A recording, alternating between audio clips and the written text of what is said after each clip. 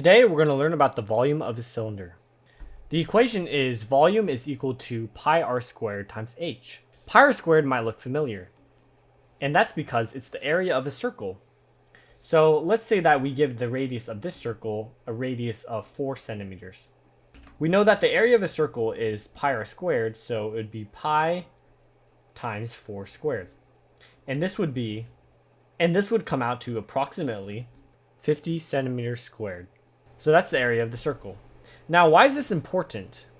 Well, it's important because the only difference between the area of a circle and the volume of a cylinder is multiplying by the height variable.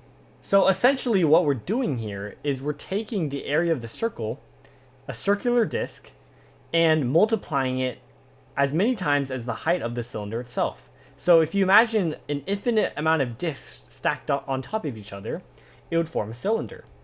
So that's why we need to include height in our calculation. So let's say that the radius of the cylinder is 3 inches. The height is going to be 8 inches. Well, first we solve for the area of the circle using the radius.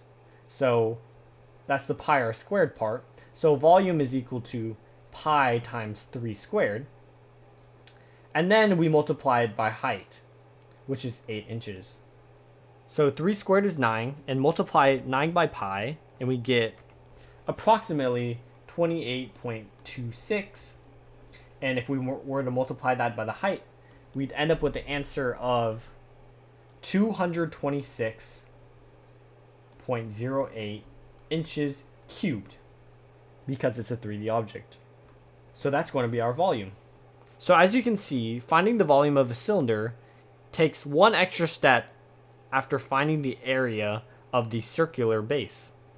You just have to multiply by the height and you get your answer.